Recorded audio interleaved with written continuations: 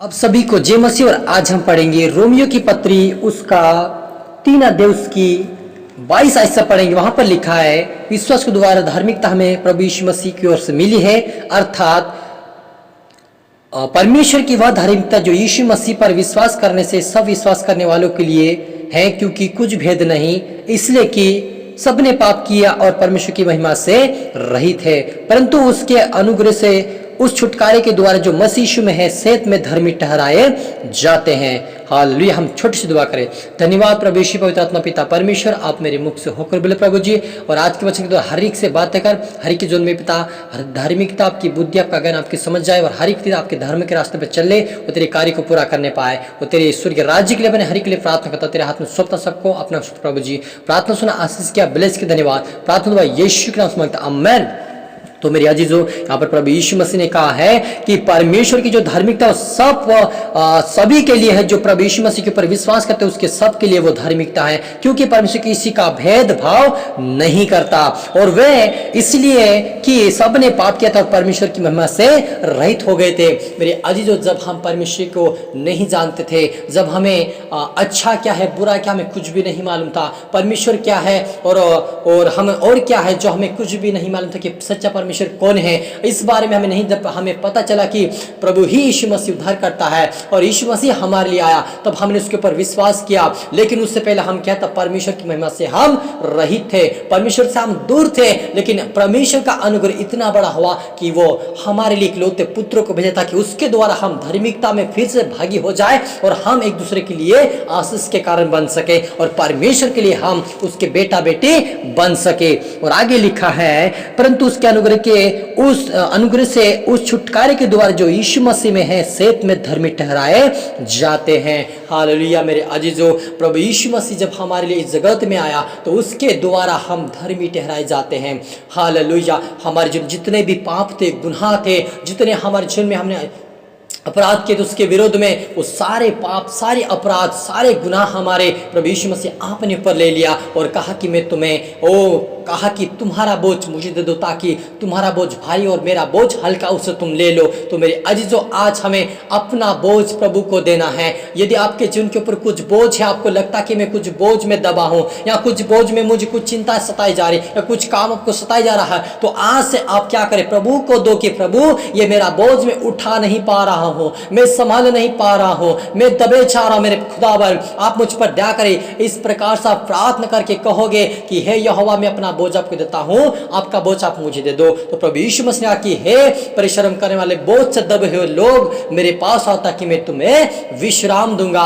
तो आप और मुझे प्रभु यीशु मसीह विश्राम देगा। यदि हम अपना बोझ प्रभु को देंगे तो प्रभु हमें धर्मी ठहराएगा, हमें अनंत जीवन देगा, हमें स्वर्गीय राज्य के लिए बनाएगा। हालेलुया।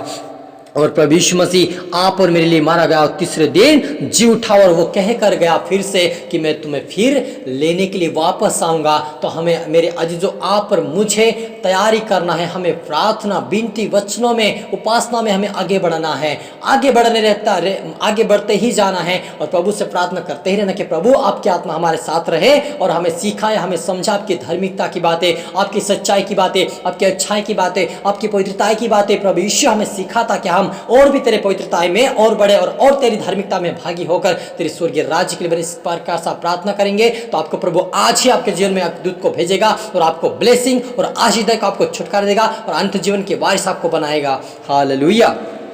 आगे लिखा है, वरन इसी समय उसकी धार्मिकता प्रकट हो कि जिससे वह आप ही धर्मी ठहरे और जो यीशु पर विश्वास करे उसका भी धर्मी ठहराने वाला हो।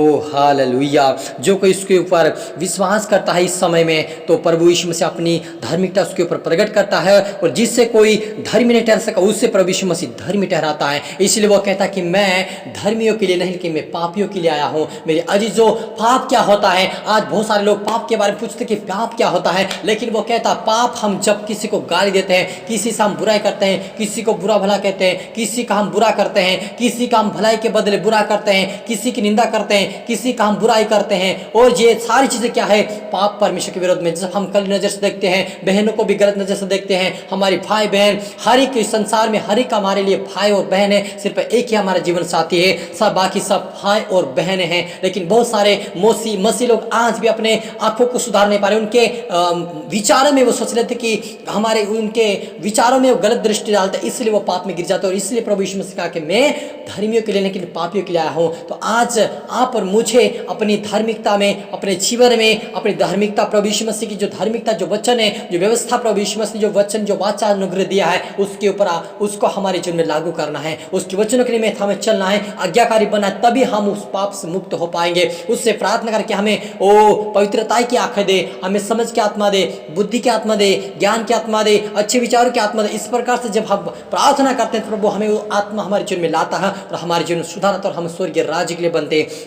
हालेलुया। आय हम प्रार्थना करें, ओ रूहाना रबा सेखे रेबे बे रूहा दनबा लिब्रु समथनबा सीखे रेबे। हो पवित्र आत्मा छू इनको ब्लेस कर पिता, इनकी जोर में पिता बुद्धि की आत्मा जाए, ज्ञान की आत्मा जाए, ओ अच्छी दृष्टि की आत्मा जाए, अच्छे विचारों की आत्मा जाए, सुविचार की आत्मा जाए, बुद्धि और समझ की आत्मा जाए, ओ प्रेम की आत्मा जाए, ओ नम्रता की आत्मा जाए, पश्चाताप की आत्मा जाए, ओ पिता यीशु मसीह एक पवित्रता में जीवन जीने की आत्मा जाए, इनको सिखाए, इनको समझाए। पवित्र आत्मा हीरो टच और प्रेस कर, सभी आत्मा से फर जाए, समझ से फर जाए, बुद्धि से फर जाए, ज्ञान से फर जाए मेरे पिता।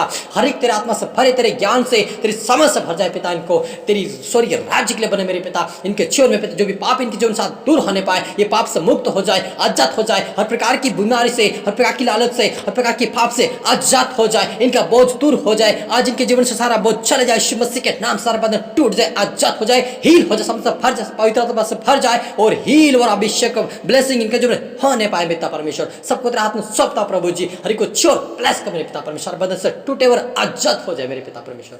सबको तेरा प्रभु जी अपना खुदावन प्रार्थना सुना, आशीष क्या, ब्लेस के धन्यवाद खुदावन। ये प्रार्थना यीशु के नाम से मांगते हैं, आमेन।